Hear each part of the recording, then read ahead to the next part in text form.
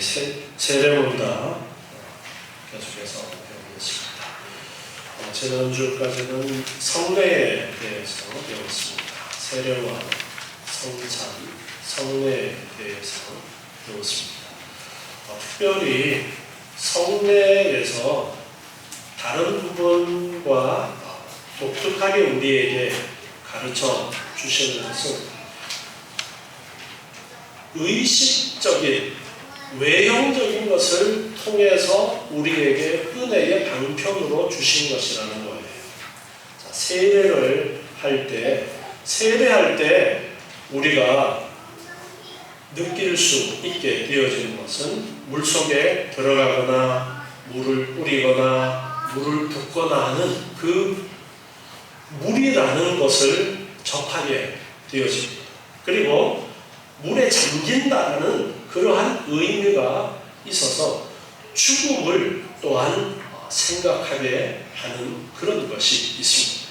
그리고 성찬이라는 것은 우리가 주님의 살과 주님의 피를 먹고 마시면서 손으로 만지면서 혀로 맛을 느끼면서 그것을 또 삼키면서 예수님의 살과 예수님의 피가 의미하는 것이 무엇인지, 그리고 예수님의 피와 예수님의 살이 우리 안에 들어옴으로써 우리 안에 이제 누구의 피가 흐르는 거예요? 예수님의 피가 흐른다라는 그러한 의미를 우리가 생각을 할 수 있습니다. 예수님의 피가 흐른다라고 했을 때는 예수님과 우리가 연결이 되어지고 예수님과 우리가 하나됨이 있다라는 그러한 부분이 또한 강조되어지는 거예요.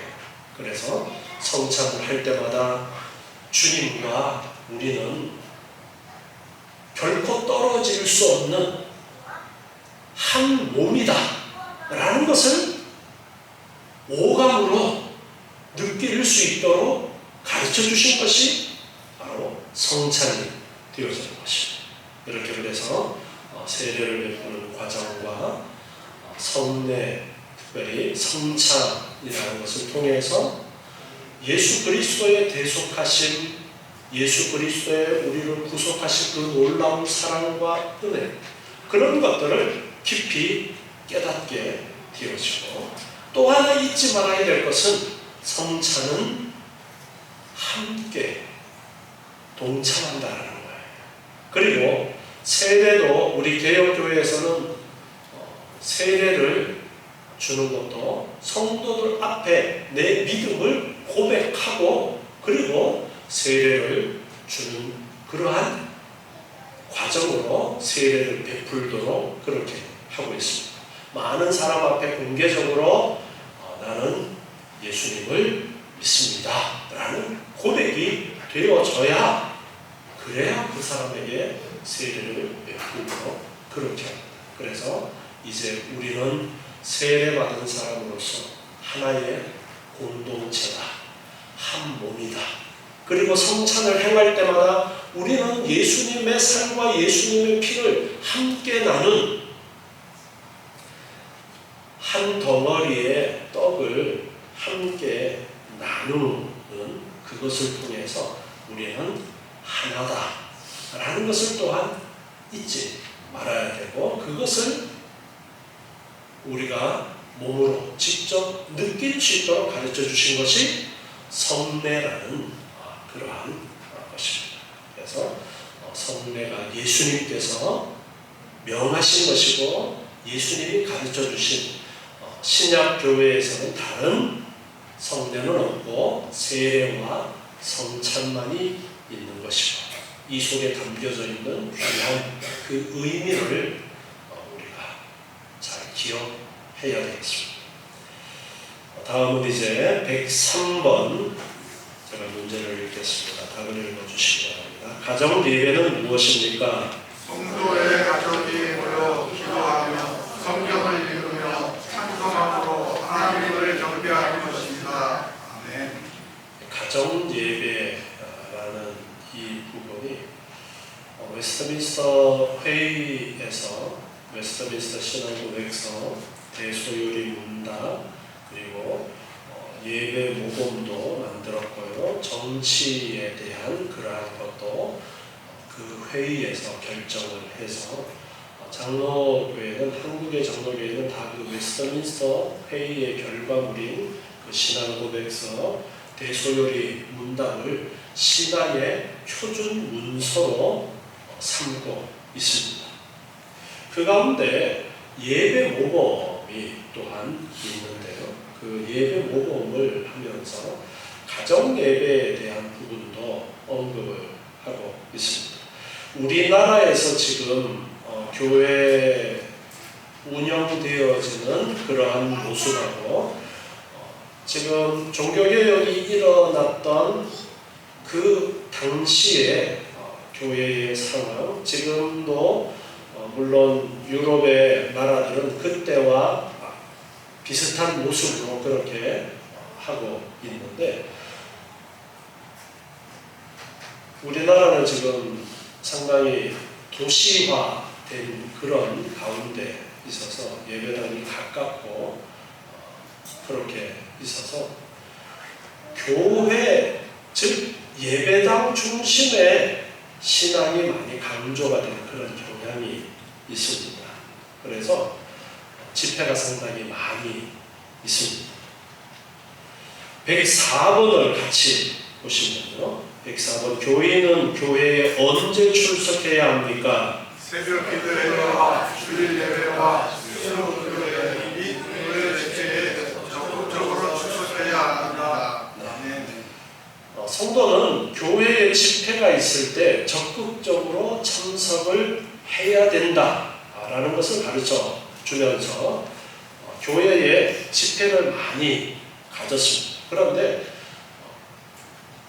종교개혁이 일어났던 그 배경이 되어진 그 교회, 지금도 유럽의 교회들은 거리가 많이 떨어져 있는 그런 경우가 많고 마을이 상당히 넓게 분포되어 있기 때문에 주일에 와서 예배 드리고 평일에 집회를 한다는 것이 쉽지가 않습니다. 그렇기 때문에 주일에 예배를 드리고 나서 한 주간의 생활을 하면서 신앙을 유지하기 위해서 중요한 것 중에 하나가 가정예배였습니다.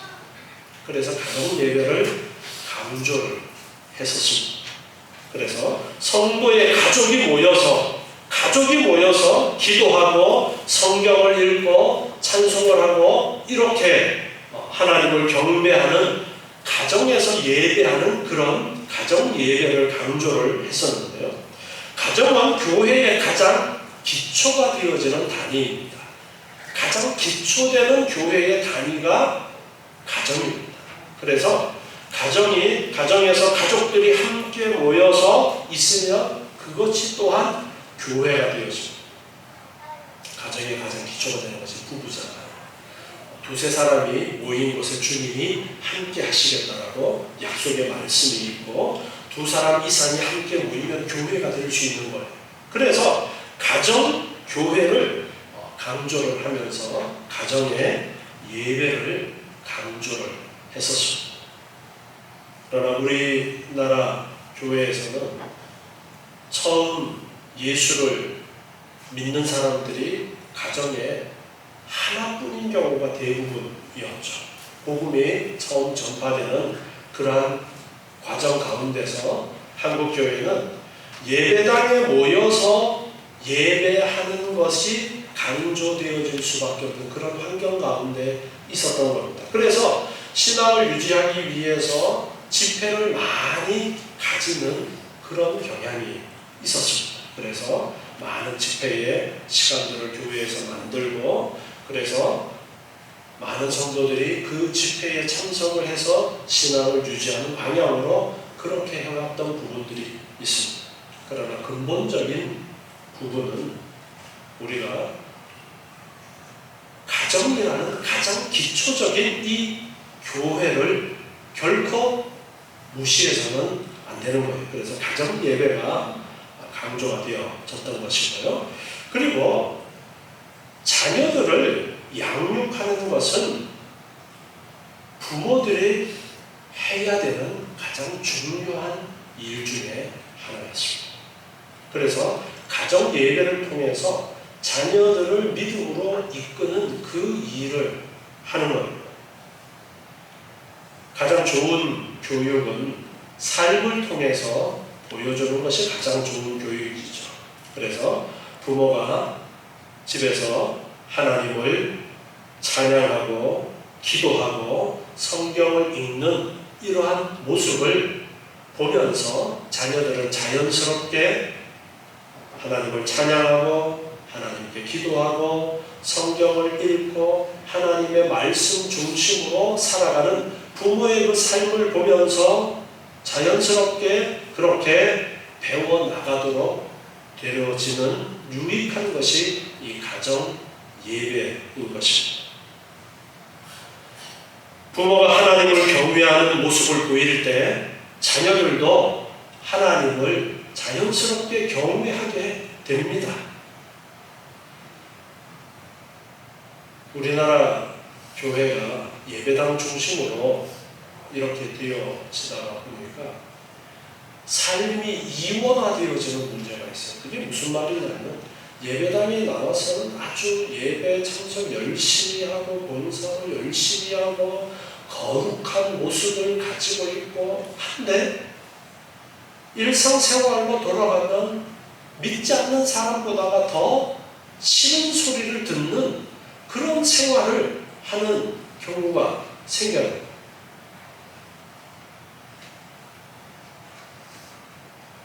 이렇게 되어지면은 집에서 자녀들은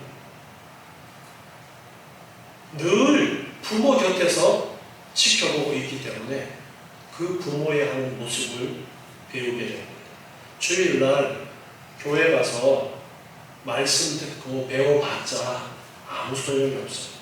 가정에서 매일매일 부모가 가르쳐 주시는 그 삶의 교육이 가장 중요합니다. 그래서 부모가 집에서 교회에 성도들 흉을 보거나 그런 부모들은 자녀들이 자연스럽게 그걸 배워요. 내가 배우고 싶지 않아도 자꾸 귀에 딱지가 들어 자꾸 듣는 소리예요. 그래서 아무개 성도는 좀 그렇구나. 집에서 매일매일 또 목사님 흉하고 그러면 우리 교회 목사님은 그렇구나. 이런 식으로 자연스럽게 내가 원치 않아도 가르치게 되어지고 원치 않아도 배우게 되어집니다. 재밌는 그런 이야기가 있잖아요. 훈장님이 가르치는데 혀 짧은 훈장님이 바람 풍자를 가르치는데 훈장님이 읽습니다.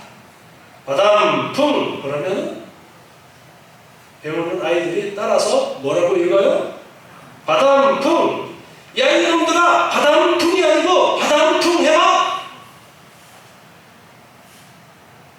아무리 해봤자 아이들 입에서 바람 풍! 혀바짝 가서 바람이라고 발음이 안 되는 거를 훈장님이 모르고 자꾸 아이들이 발음이 틀렸다고. 그만큼 가정에서 이 부모의 신앙생활이라는 것은 너무나도 중요합니다. 우리나라 지금 현재 교회의 현실은 이제는 부모가 자녀들을 잘 양육하지 않으면 믿음으로 성장해 나가는 것이 심히 어렵습니다. 옛날에는 우리나라 교회 주일학교 아이들이 차고 넘쳤어요. 교회가 제일 재밌었어. 그래서 교회로 왔었어요. 그런데 그 아이들이 지금 성년이 되어지고 기성세대가 되어진 이때에 교회는 텅텅 비어 있습니다.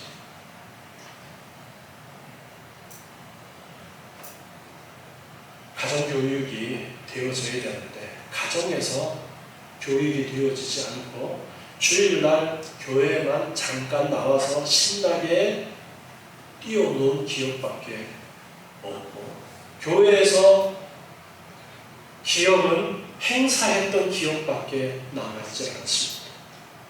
그 속에 정말 삶을 통한 말씀이 녹아져 있어야 되는데 그 역할은 부모밖에 해줄 수가 없습니다.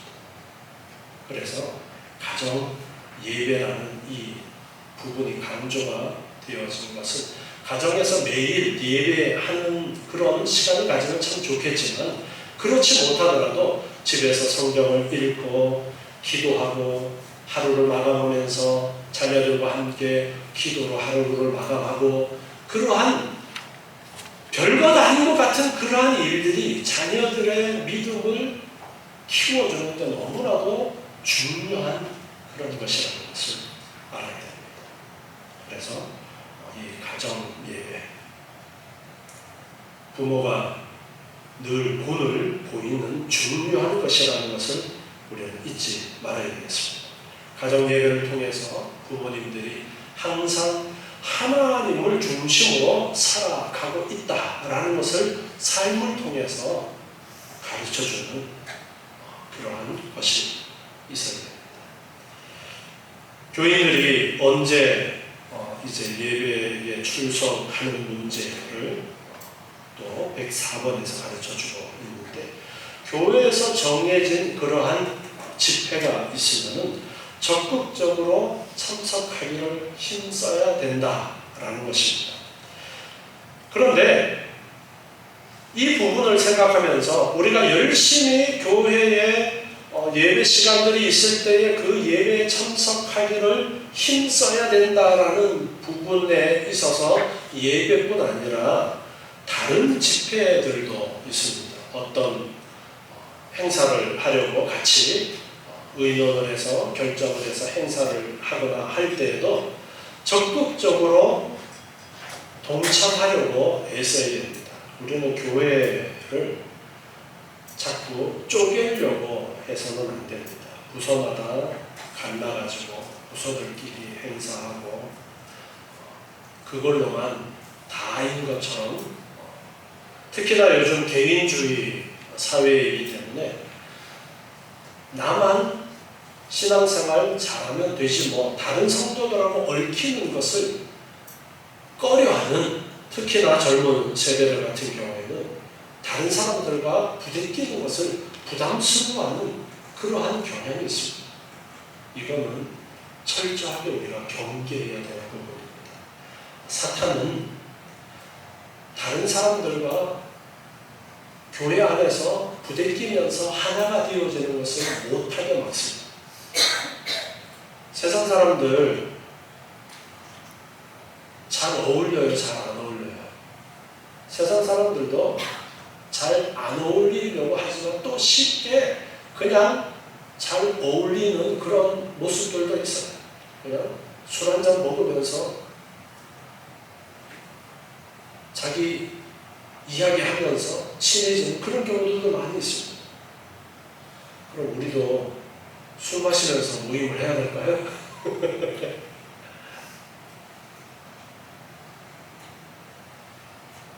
항상 우리는 이런 문제에 영적인 부분을 생각을 해야 합니다. 사탄이 우리의 마음을 갈라놓고 있다라는 것을 생각해야 됩니다. 우리는 같이 녹아져야 됩니다. 성도들이 함께 어우러져야 됩니다. 주일날 오후에 식사하고 이제 3층에서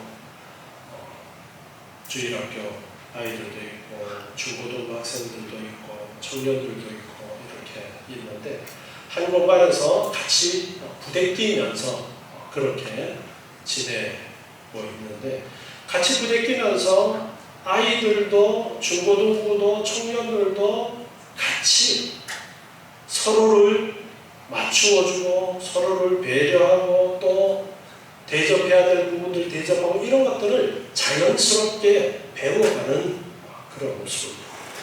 아이들은 아이들끼리만 있고 청년들은 청년들끼리만 있고 중고등부는 중고등부끼리만 있다면 함께 어우러지지 못할 텐데 자연스럽게 우리 교회는 어우러지는 그런 모습들을 봅니다. 우리 모든 성도들이 교회는 하나라는 이 사실을 잊지 말고 적극적으로 교회의 일이 내 일이 아니다라는 생각을 절대 하시면 안 되고 내 일이다 라고 생각하면서 교회의 예배 시간뿐 아니라 다른 어떤 모임들도 적극적으로 기관의 모임이나 아니면 전체적으로 교회 어떤 행사를 한다던가 할 때에 적극적으로 교회의 그 모임에 참석하는 이 마음 자세가 있어야 된다라는 것을 강조하면서 특별히 예배에는 더욱더 열심히 참여하려고 해야 한다라는 것을 강조하고 있습니다. 다음 105번 교회는 교회 발전을 위해서 어떻게 충성해야 합니까? 받은 은혜대로 기도와 봉사, 의지와 시간 등으로 힘을 다해야 합니다. 아멘. 교회의 발전을 위해서 어떻게 충성해야 하느냐?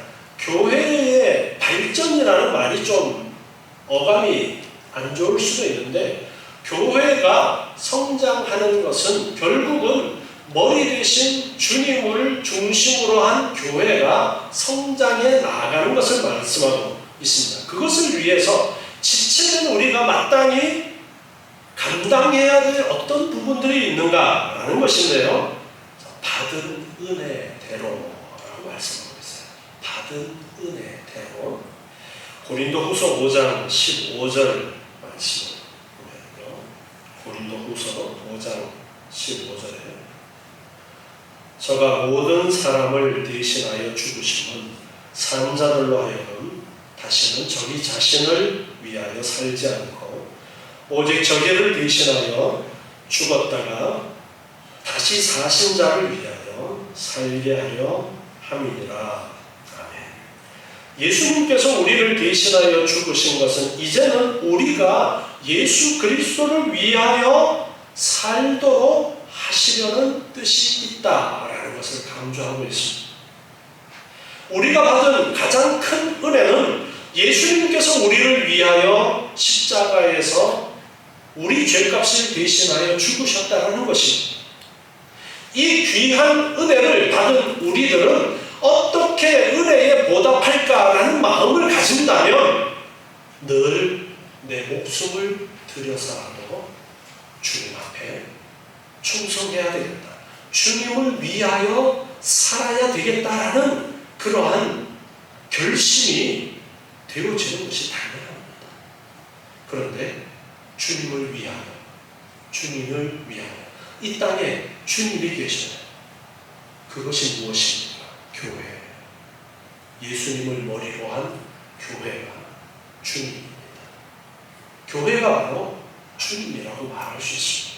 그래서 우리는 교회를 위해서 내 목숨까지도 내어놓으면서 이 교회를 위해서 힘써야 한다는 것을 먼저 기억해야 될 것입니다. 받은 은혜대로라고 했는데 또한 로마서 12장 1절부터 말씀을 보면요. 그러므로 형제들아 12장 1절입니다. 그러므로 형제들아 내가 하나님의 모든 자비하심으로 너희를 권하노니 너희 몸을 하나님이 기뻐하시는 거룩한 산제사로 드리라.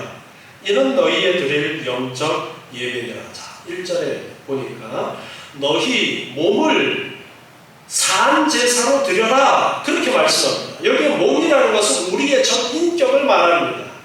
내 마음만 드리고 내 몸만 드리는 것이 아니라 전 인격을 말씀하고 있어요. 그래서 전 인격을 다하여 하나님이 기뻐하시는 거룩한 산제사를 드려라. 이것이 너희의 드릴 영적 예배다라는 것입니다.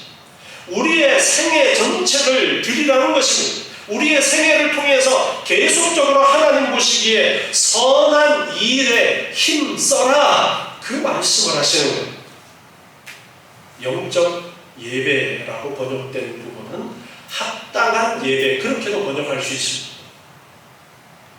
특별히 영적 예배라는 단어를 사용한 것은 아직까지 이때까지만 해도 유대인들이 구약적인 예배를 드리는 그것과 구분되도록 하기 위해서 영적 예배라는 그러한 말씀을 하고 있는데, 합당한이라는 의미로도 번역되어질 수가 있습니다. 그래서 우리가 삶을 통해서 더욱더 하나님 보시기에 선한 일에 힘쓰는 것이 합당한 예배다, 그것을 말씀하고 있습니다.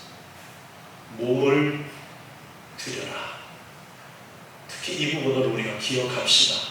내 삶을 드려서, 내 모든 것을 드려서 하나님 기뻐하시는, 하나님 선한 일을 행하기에 힘써야 된다. 자, 2절에서 보시면 너희는 이 세대를 본받지 말아라. 이 세대를 본받지 말고 오직 마음을 새롭게 함으로 변화를 받아 하나님의 선하시고 기뻐하시고 온전하신 뜻이 무엇인지 분별하라. 이 세대를 본받지 말아라. 여러분, 지금 세상 사람들이 사는 그 모습을 우리가 따라가면 안 됩니다. 세상 사람들과 다른 삶을 살아야 돼요.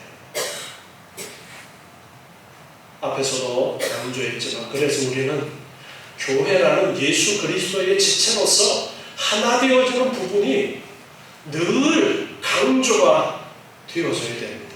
함께 하나 되어져.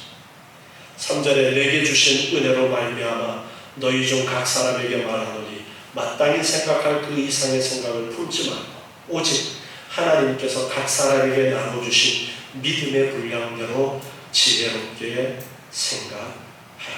하나님께서 각 사람에게 나눠주신 믿음의 분량대로, 하나님께서 나에게 나눠주신 그 은혜의 분량이 있는데 그 분량을 따라서 교회를 위해서 우리가 헌신해야 된다, 그걸 말씀하십니다.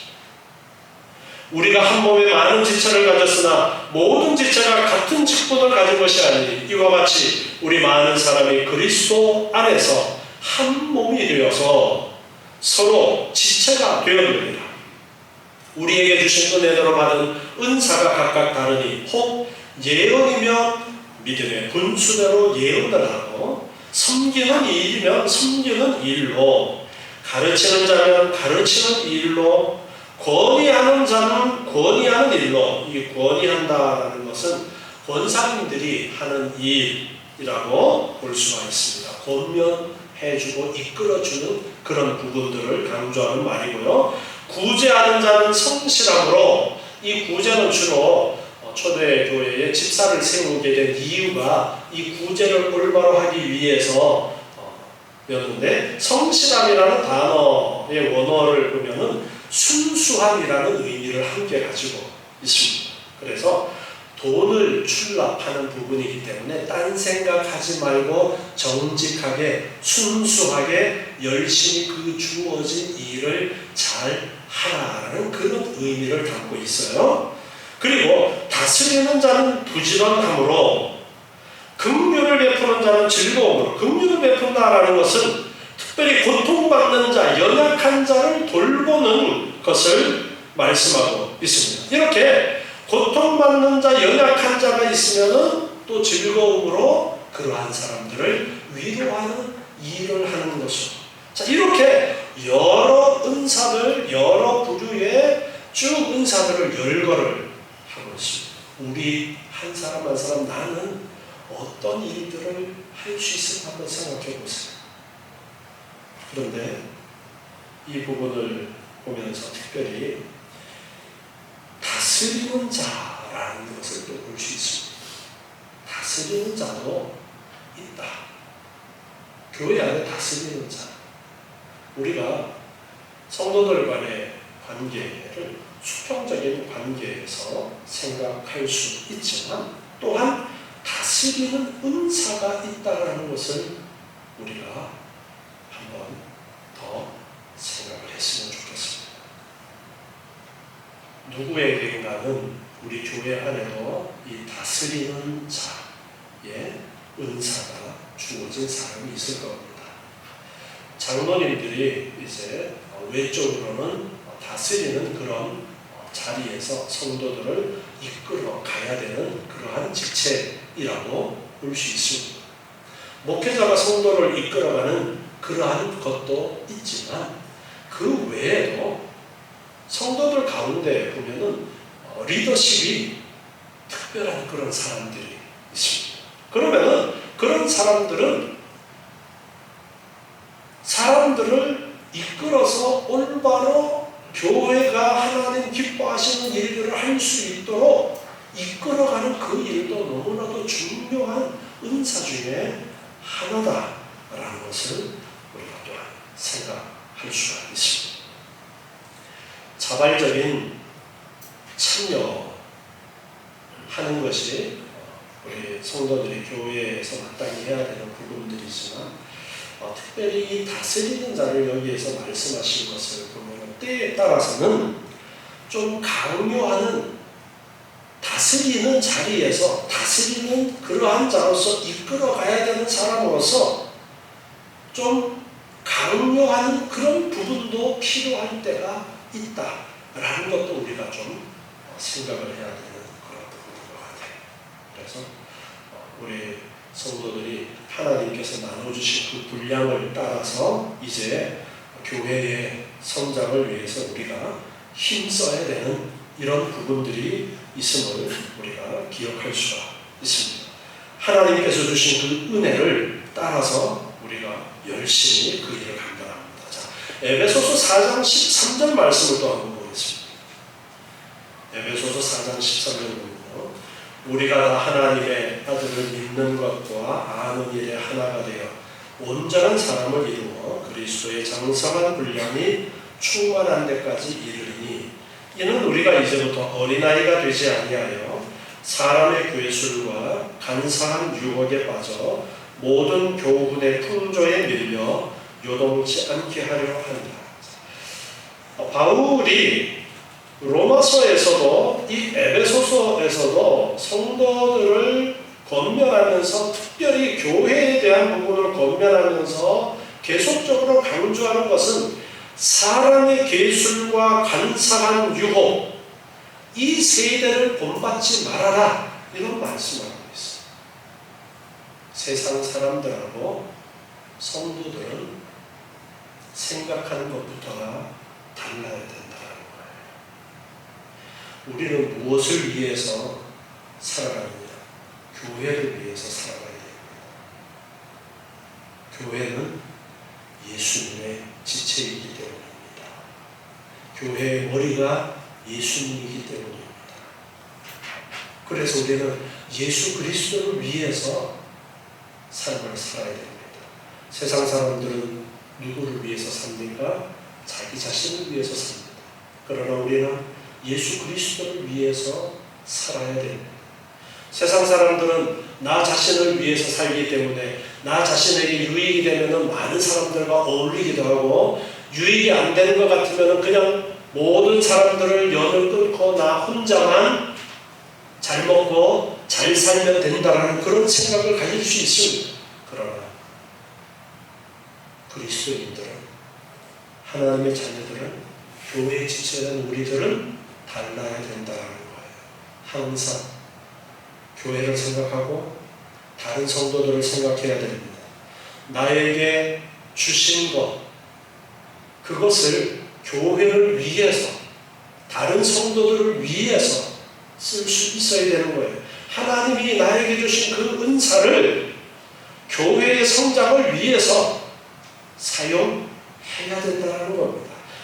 세상 사람들의 생각, 사람의 괴술, 간사한 유혹, 모든 세상의 교훈과 풍조, 세상 사람들이 하는 말에 흔들리지 말아야 돼요.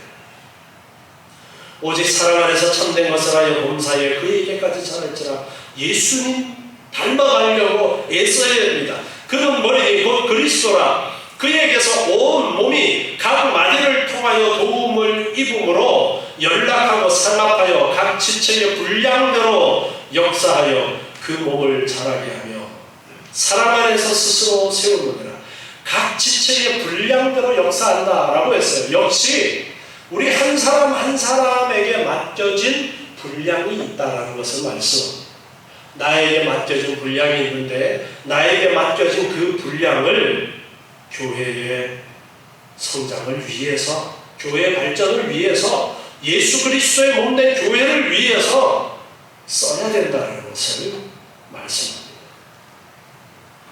그러므로 내가 이것을 말하며 주 안에서 증거하노니 이제부터는 이방인이 그 마음에 허망한 것으로 행함같이 너희는 행하지 마라. 이방인들처럼 행하지 마라. 지금 한국교회뿐 아니라 다른 나라의 교회들의 형편도 우리나라 지금 교회의 코로나 이후에 한국교회의 형편과 비슷한 그런 상황입니다.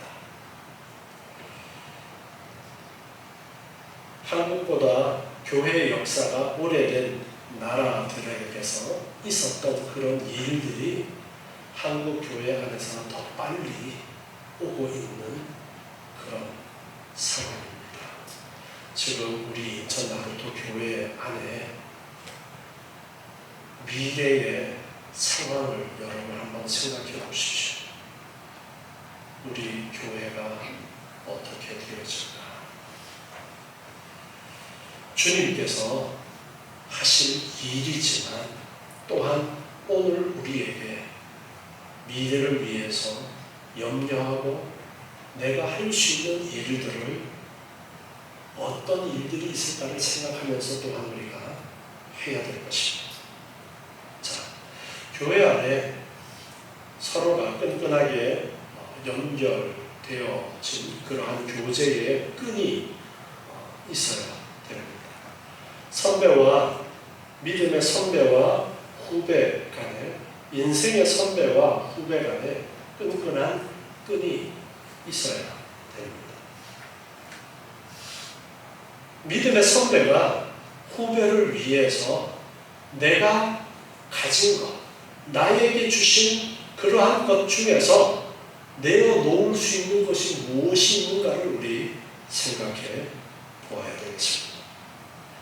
다음 세대가 앞 세대의 희생을 알고 그들도 다음 세대를 위해서 희생할 수 있도록 믿음의 선배들이 무엇을 희생할 수 있을까 생각해 보아야 되겠습니다.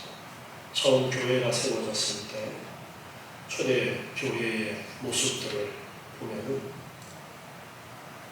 성도들을 위해서 자기의 있는 것을 팔아서 밭을 팔아 내놓는 사람도 있고 집을 팔아 내놓는 사람들도 있었습니다. 그들에게 있는 것을 내놓은 것입니다. 아나니아와 삽비라는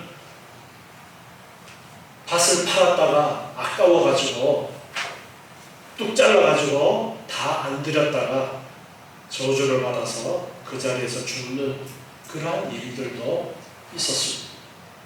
우리 믿음의 선배들이 후배들을 위해서 무엇을 내놓을 수 있을까?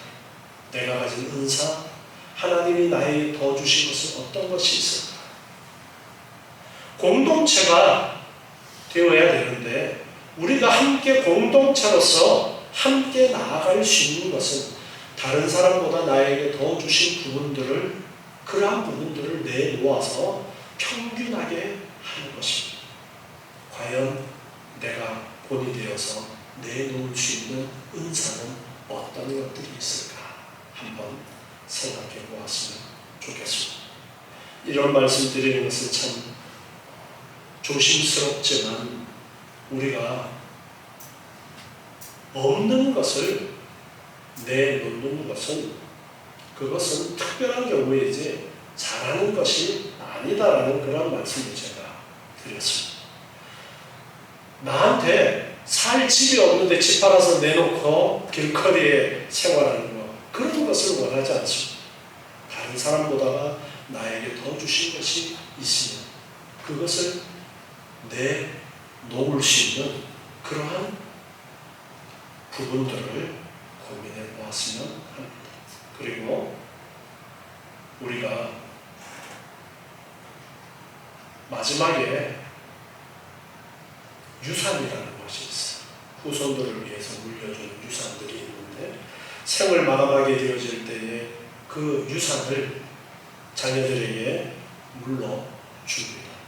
그런데 여유가 있다면 그런 부분들을 교회를 위해서 부족한 성도들을 위해서 사용할 수 있도록 내놓을 수 있는 그러한 마음들이 좀 생겨나면 좋겠다라는 그러한 생각을 해봅니다. 유산을 물려주는 거, 자유롭게 물려주는 거 잘못하는 건 아닙니다. 그러나 내 마음속에 일정 부분을 교회를 위해서 내어 놓아서 믿음의 선배로서 후배들에게 본이 되어지고 후배들이 그러한 본을 받아서 또 다음 세대를 위해서 나의 것을 내놓을 수 있는 그러한 모습들이 순기능으로 되어져서 교회가 더욱더 끈끈하게 하나 되어지는 공동체가 되어질 수 있으면 얼마나 좋을까라는 그러한 생각을 해봅니다. 이방인들과 다른 모습이 교회 안에 있어야 됩니다. 물질적인 부분뿐 아니라 우리가 가진 모든 은사의 부분들 이렇게 내어놓아서 함께 할 수 있는 것, 그것이 우리가 교회를 위해서 충성해야 되는 그런 부분입니다. 그래서 기도와 봉사, 물질과 시간, 나는 물질이 있으면 물질을 내놓지만 나는 시간이 있으면 시간을 내어서 봉사할 수 있습니다. 얼마든지 나에게 있는 부분들을 내어놓아서 이제는 내 삶이 나를 위해서가 아니라 나를 위하여 십자가를 지신 예수 그리스도를 위해서 살아가는 그러한 삶이 되어지도록 힘써야 된다는 것을 가르쳐 주십니다. 다음 106번 봅니다. 하나님께서 우리를 선택하신 목적은 무엇입니까? 그 앞에서 거룩하고 흠이 없게 하시고 그 기쁘신 뜻대로 자기의 자녀를 생각하시며 그 은혜의 영광을 찬미하고 선전하게 하려고 선택하셨습니다. 네, 오늘 읽었던 본문 에베소서 1장 4절부터 보면은 하나님께서 우리를 선택하셨는데 창세전에 그리스도 안에서 우리를 선택하셨다라는 것을 말씀하십니다. 이 세상을 만드시기도 이전에 그리스도 안에서 우리를 택하셨다라는 것입니다. 그래서 사랑 안에서 그 앞에 거룩하고 흠이 없게 하시는, 하나님 앞에서 거룩하고 흠이 없는 하나님의 자녀를 삼으시기를 원하셨습니다.